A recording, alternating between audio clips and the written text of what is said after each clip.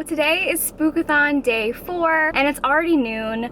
I was doing a lot of work stuff this morning, so I wasn't really doing anything interesting. But right now I'm headed to Barnes & Noble. One, because I placed an order to pick up some books in the store, and then 2, I have a test tomorrow in one of my classes that I want to study for, and I kind of wanted to get out of my apartment. So we're gonna go over and do that, but I am reading a book. I started an audiobook this morning, so I'm listening to Sawkill Girls by Claire Legrand, and I am really enjoying it. I'm about 2 hours into the audiobook, and I'm pleasantly surprised. I really lowered my expectations for this book because I have DNF'd 2 books by this author before, but so far, really liking this one. So let's head over to Barnes & Noble.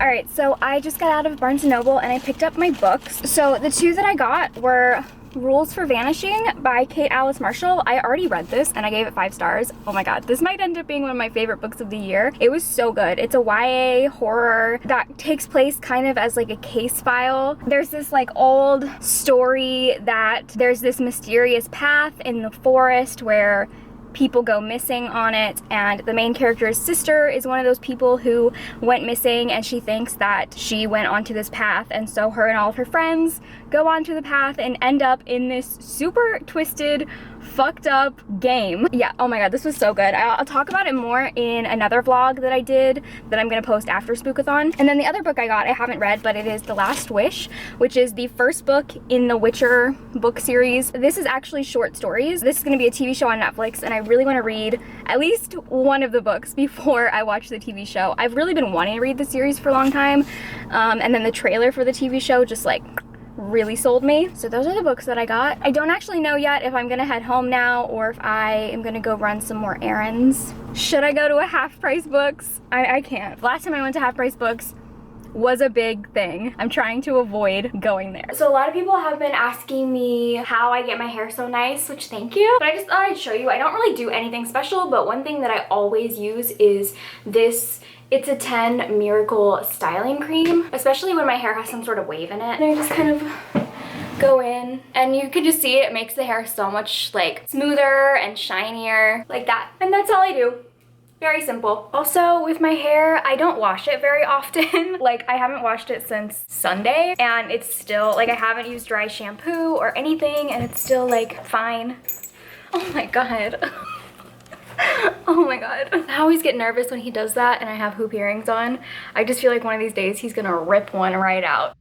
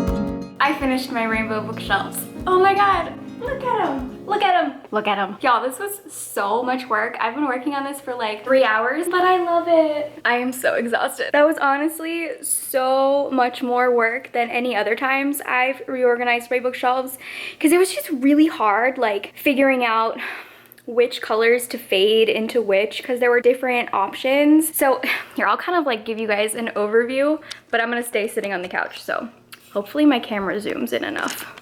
Zoom, zoom, zoom.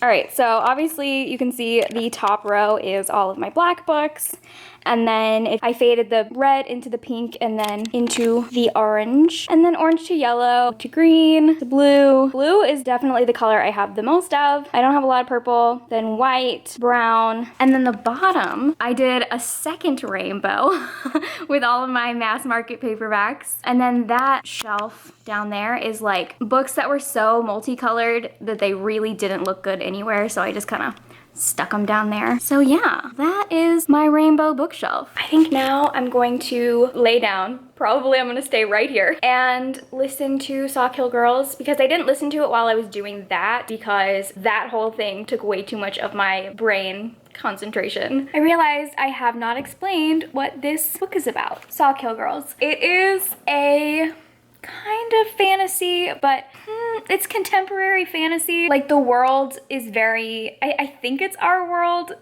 I'm not 100% sure. It feels like our world. We're following 3 points of views of 3 girls, all of them who live in Sawkill. One of them, Marion, she just moved there with her sister and her mother because they needed a fresh start after her father died. And when she gets there, she learns that recently a girl went missing, and that's actually like a common thing that happens here where young girls go missing and nobody knows why. The second point of view is Zoe, who is the police chief's daughter and also was best friends with the most recent girl who went missing. And then the third point of view is Val, who comes from a very prominent family in Sawkill, and her family has a connection to this monster that is actually the reason why the girls are going missing. So there's this like legend of a monster who takes girls, and Val's family is sort of working for the monster. So yeah, those are the 3 points of views. I'm really liking it so far. It's definitely sapphic, so I'm excited to see if there are like romantic relationships that play out between any of the girls. Let's see, I am on page 152, so I'm like over a quarter of the way through. I don't know if I'm gonna be able to finish this today. I have been on a roll of finishing a book every day, so I'm kind of like determined to make it happen, but I'm not gonna force myself. If it doesn't happen, it doesn't happen. I haven't read that much more, but I had to update because they're kissing.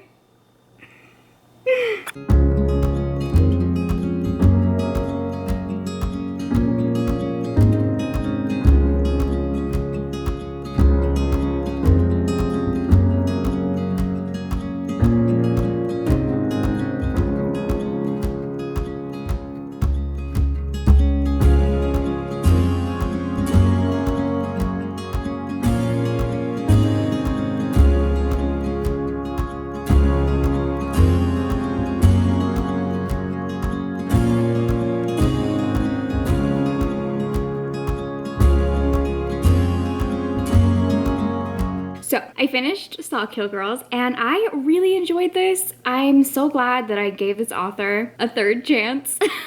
So many people have been telling me to read this. I finally listened to you guys. I loved it. I gave it 4 stars. Yeah, I loved it. Like the atmosphere was so cool. I think that was the coolest part. I really like books that have a strong setting, and the setting of this was really strong. The whole creepy environment. I also really liked all 3 of the main characters. I mean, I definitely had a favorite, which if you know anything about me, you can probably guess who was my favorite. It was Val. All 3 of them were queer. One of them was asexual, and it was said on page. And then the other 2, I don't know if it was ever 100% stated, but they both were attracted to women. They had a thing with each other. I really, really loved both of the relationships in this book. And I liked the ending. I got a little bit nervous at the ending that I was gonna be upset, but then luckily I wasn't.